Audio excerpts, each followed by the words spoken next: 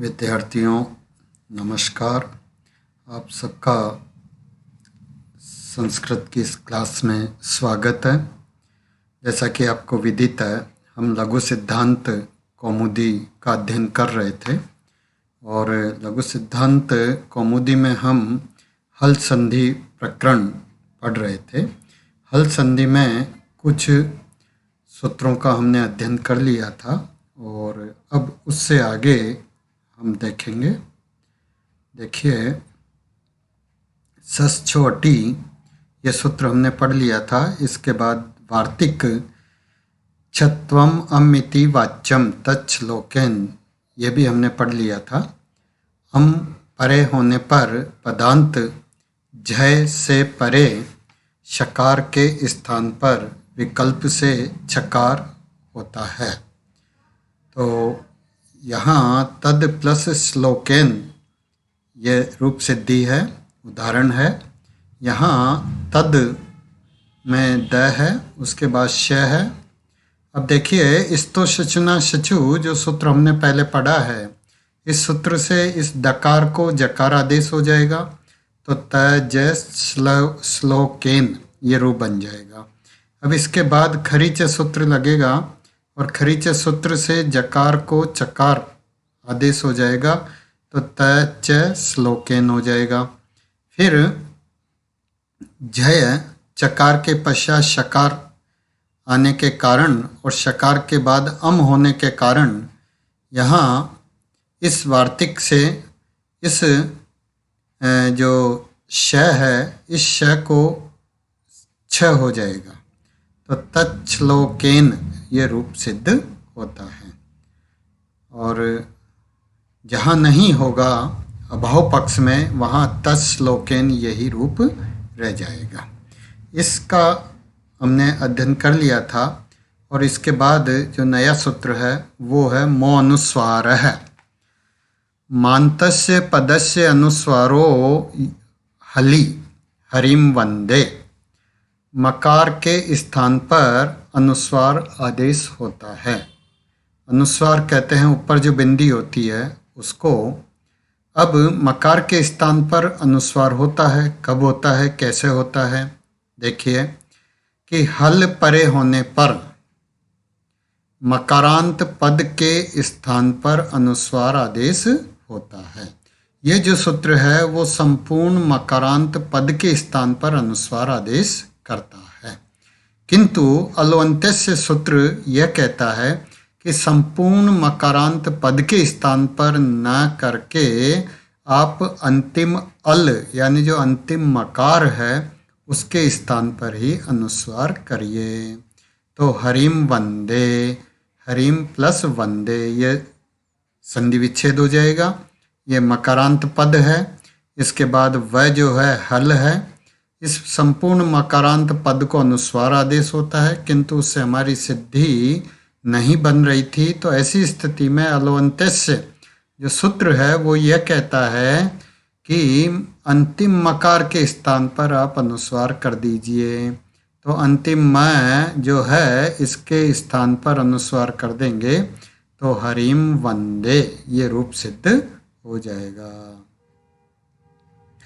अब अगला जो सूत्र है नस्य पदांतस्य झलि, ये सूत्र क्या कह रहा है कि नस्य मस्य च पदांतस्य झलि अनुस्वार यशांशी आक्रंशते झलि किम मन्य से। देखिए, झलि यानी झल परे होने पर, झल परे होने पर अपदांतस्य अपदांत नकार के स्थान पर, और यह बाकी का जो भावार्थ है वो हम आगे इस प्रकार देखेंगे कि वर्गों का प्रथम द्वितीय तृतीय चतुर्थ वर्ण और श और है परे होने पर अपदांत मकार और नकार दो चीज़ें यहाँ बताई गई है। अपदांत तो एक तो नई बात यहाँ यह आई कि पद के अंत में नहीं होना चाहिए, अपदांत कहा है, जबकि इससे पहले वाले सूत्र में पदांत कहा था। तो अपदांत नकार और अपदांत मकार के स्थान पर अनुस्वार आदेश होता है। कब? जब झल परे हो तो। अब झल में कौन कौन से वर्ण आते हैं? झल में आते हैं प्रत्येक वर्ग का पहला, दूसरा, तीसरा, चौथा और श है। ये वर्ण जो है झल में आते हैं। तो इनमें से अगर कोई परे हो तो अपदांत नकार और अपदांत मकार के स्थान पर अनुस्वार आदेश होता है। जैसे यशान प्लस शी, तो ये जो न है यह अपदांत है, और बाद में जो स है यह झल में आता है स। तो ऐसी स्थिति में इस नकार को अनुस्वार आदेश हो जाएगा। कौन से सूत्र से? नश्च पदांतस्य झली।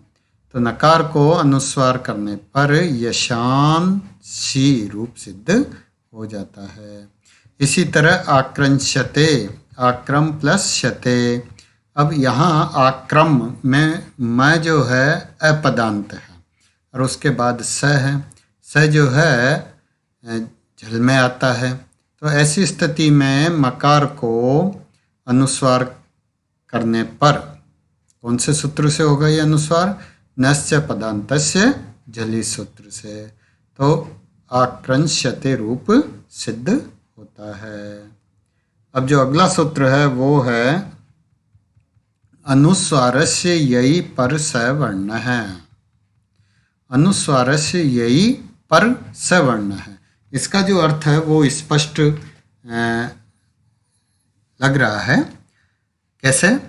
कि यई यानी यय प्रत्याहार परे होने पर अनुस्वार के स्थान पर क्या होगा?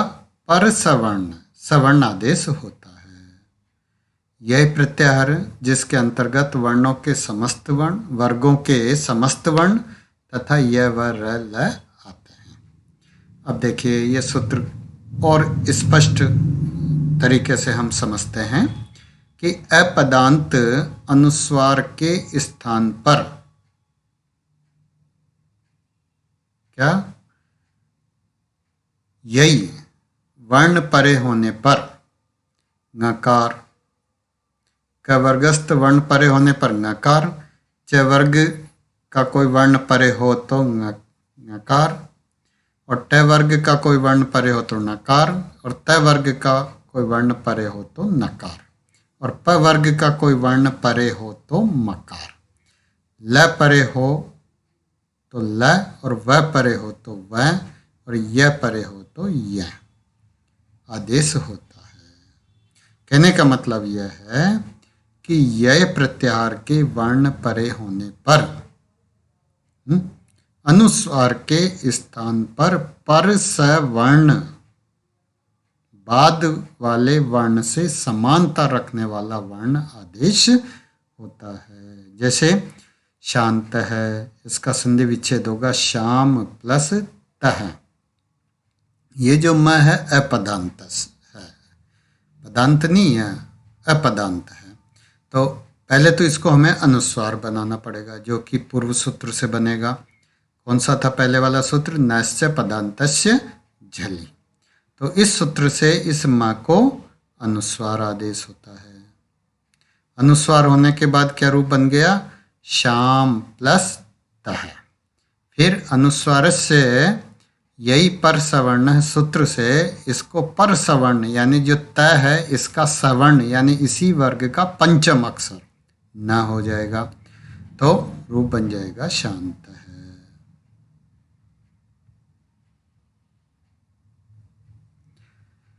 बात समझ में आ गई होगी कि जो शाम प्लस तय है इसमें पहले तो इस म को अनुस्वार बनाना है। तो नश्च पदांतस्य झली सूत्र से इस मकार को अनुस्वार होने पर अशुद्ध लिखा हुआ है, शाम बिंदी आएगी ऊपर प्लस तह, ये रूप बनेगा। फिर अनुस्वार से यही पर सवर्ण है, सूत्र से उस अनुस्वार को पर सवर्ण यानी बाद वाला जो तकार है उसका सवर्ण यानी उसी वर्ग का पंचम अक्षर जो है आदेश हो जाएगा। तो त वर्ग का पंचम अक्षर होता है न, तो रूप बन गया शांत है। अब अगला जो सूत्र है वो है वा पदांतस्य, त्वं करोसि त्वं करोसि। पदांतस्य यानी पदांत के स्थान पर, पदांत के स्थान पर वा कहते हैं विकल्प को, विकल्प से होता है। यानी यय परे होने पर इसकी जो है पूर्व सूत्र से वृत्ति लेनी पड़ेगी। यय परे होने पर पदांत अनुस्वार के स्थान पर विकल्प से पर सवर्ण आदेश होता है। यय परे होने पर पदांत अनुस्वार के स्थान पर विकल्प से पर सवर्ण होता है। देखिए पूर्व सूत्र और इस सूत्र में कुछ समानता है, कुछ भिन्नता है, वो हमें यहाँ समझनी होगी, तभी जो है यह अच्छे से समझ में आएगा। उसमें कहा था अपदांत और ये कह रहा है पदांत। उसमें कहा था यय परे होने पर, इसमें भी कहा है यय परे होने पर। ठीक है, वहाँ जो कार्य होता है वो नित्य होता है, यहाँ जो कार्य होगा वो विकल्प से होगा। तो अब समझिए कि यय परे होने पर यानी यय प्रत्याहार के वर्ण परे होने पर पदांत जो अनुस्वार है उस अनुस्वार के स्थान पर विकल्प से पर सवर्ण आदेश होता है। यह पर सवर्ण आदेश भी पूर्व सूत्र के अनुसार ही होगा। अब जैसे त्वम प्लस करोषि, त्वं करोषि का संधि विच्छेद होगा त्वम प्लस करोषि। अब यहाँ मो अनुस्वार है सूत्र से, मो अनुस्वार है सूत्र से जो है क्या हुआ, क्योंकि ये पदांत है तो पदांत मकार को अनुस्वार करने का जो सूत्र वो है मो अनुस्वार है। तो मो अनुस्वार है सूत्र से इस मकार को अनुस्वार हुआ तो त्वम करोषि हो गया।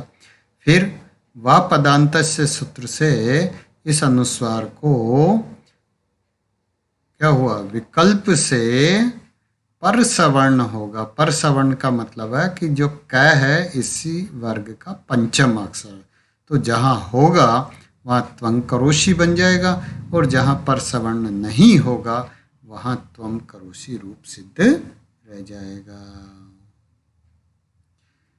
धन्यवाद।